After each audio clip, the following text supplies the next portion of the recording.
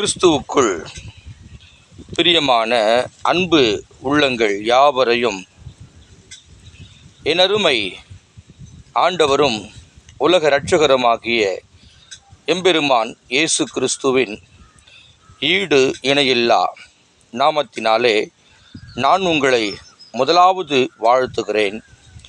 நீங்கள் சுகமாய் இருப்பீர்கள் என்று நான் கிறிஸ்துவுக்குள் விசுவாசிக்கிறேன். நீங்கள் சுகமாய் இருக்க வேண்டும் என்பதற்காகவே இயேசு கிறிஸ்து தம்மையே அவர் பலியாய் உங்களுக்காக எனக்காக அவர் ஒப்பு கொடுத்தவராய் இருக்கிறார். அவருடைய பரிசுத்த நாமத்திற்கு மகிமை உண்டாகட்டும். இன்றைய நாளிலே யோவான் 1ஆம் அதிகாரத்திலே 30வது வசனத்தை நாம் வாசிக்க கேட்போம். எனக்கு பின் ஒருவர் வருகிறார், அவர் எனக்கு முன் இருந்தபடியால் என்னிலும் மேன்மை உள்ளவர் என்று நான் சொன்னேனே, அவர் இவர்தான். அல்லேலூயா! என்ன ஒரு அருமையான ஒரு சாட்சி பாருங்களேன். யோவான் ஸ்நானகன் இயேசுவை குறித்து சொல்லுகிறதான ஒரு சாட்சி இங்கே நமக்கு காண்பிக்கப்பட்டிருக்கிறது. பிரியமானவர்களே, நன்றாய் யோசித்து பாருங்கள். எனக்கு பின் ஒருவர் வருகிறார் என்று அவர் எனக்கு முன்னிருந்தபடியால் என்னிலும் மேன்மை உள்ளவர் என்று நான் சொன்னேனே, அவர் இவர்தான் என்று இயேசு கிறிஸ்துவை அங்கே குறிப்பிட்டு அவர் சொல்லுகிறார். எனக்கு அருமையான தேவ பிள்ளைகளே, நமக்கு முன் இருந்தவர்தான் இயேசு கிறிஸ்து.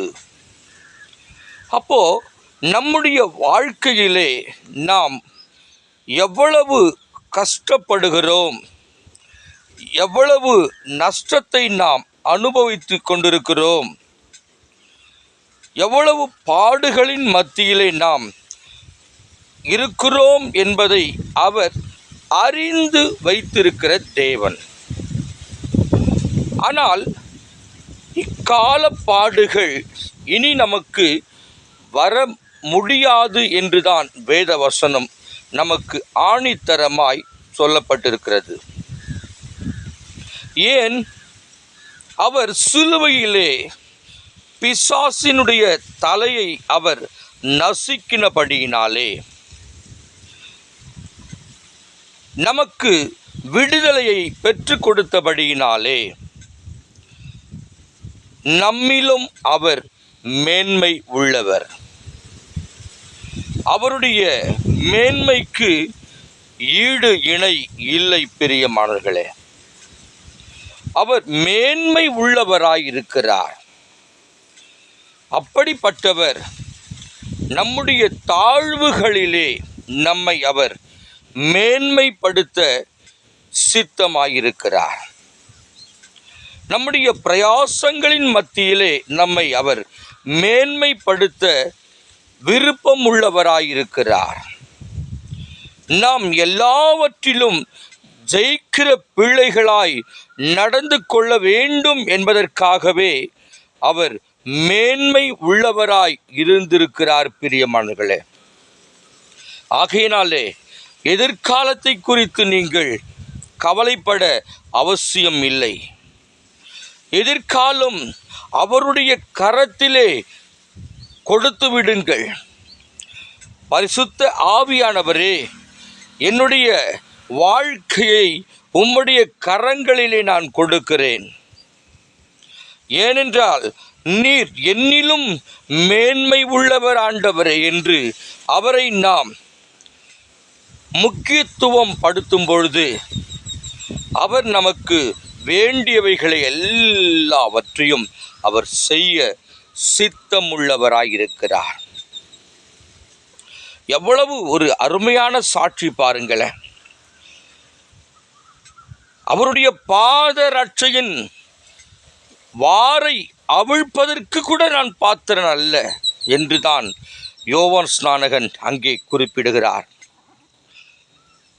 அதற்கு முன்பதாக வசனத்திலே நாம் வாசிப்போம் என்று சொன்னால், மறுநாளிலே யோவான் இயேசுவை தன்னிடத்தில் வரக்கண்டு, இதோ உலகத்தின் பாவத்தை சுமந்திருக்கிற தேவ ஆட்டுக்குட்டி. ஓ அல்லேலூயா! இதற்கு மேலாக நமக்கு என்ன தேவைப்படுகிறது? உலகத்தின் பாவத்தை சுமந்து தீர்க்கிற தேவ ஆட்டுக்குட்டியானவர் அவ்வளவு மேன்மை உள்ளவராய் இருக்கிறார் என்று சொன்னால், நம்முடைய வாழ்க்கையை கர்த்தர் மேன்மைப்படுத்த சித்தமுள்ளவராயிருக்கிறார். கலங்காதீங்க. கடன் பிரச்சனை குறித்து பயப்படாதீங்க. மேன்மை உள்ளவர் உங்களோடு இருக்கிறார். மேன்மை உள்ளவர் உங்கள் வாழ்க்கையோடு இருக்கிறார். மேன்மை உள்ளவர் உங்களுடைய பிரச்சனைகளின் மத்தியிலே அவர் உங்கள் மத்தியிலே இருக்கிறார் என்பதை நீங்கள் மறந்து போகக்கூடாது பிரியமானவர்களே.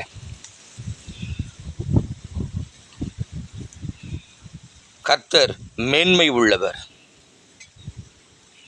அவர் நம்மை மேன்மைப்படுத்த ஆயத்தமாயிருக்கிறார். ஒரே காரியத்தை நாம் செய்ய வேண்டும். கர்த்தாவே, என்னால் ஒன்றும் செய்ய முடியாது, ஆனால் நீர் எனக்குள் இருந்தால் எல்லாமே என்னால் செய்ய முடியும் என்ற ஒரு திட நம்பிக்கையோடு நாம் காத்து கொண்டிருப்போம். உங்களை கர்த்தர் வாலாக்காமல் தலையாக்குவார். நீங்கள் கீழாகாமல் மேலாவீர்கள். பிறகு என்ன நடக்கும்? அளவு கடந்த ஒரு ஆசீர்வாதத்தினாலே நம்மை அவர் நிரப்புவார். கர்த்தர் தாமே உங்களை ஆசீர்வதித்து உங்கள் பேரை கர்த்தர் பெருமைப்படுத்துவாராக. நீங்கள் ஆசீர்வாதமாய் இருப்பீர்கள். ஆனால் ஒருவரை மாத்திரம் நாம் மேன்மைப்படுத்த வேண்டும். அவர் யார்? அவர்தான் அண்ட சராசரங்களை உருவாக்கின ஓஹோ என்னுடைய ஆண்டவர் இயேசு. அவரை மாத்திரம் நீங்கள் மேன்மைப்படுத்தினால் உங்கள் வாழ்க்கையை கர்த்தர் மேன்மைப்படுத்துவார். பிரியமானவர்களே, ஜெபிக்கலாமா? பரலோக பிதாவே, இந்த வேளைக்காக ஸ்தோத்திரம்.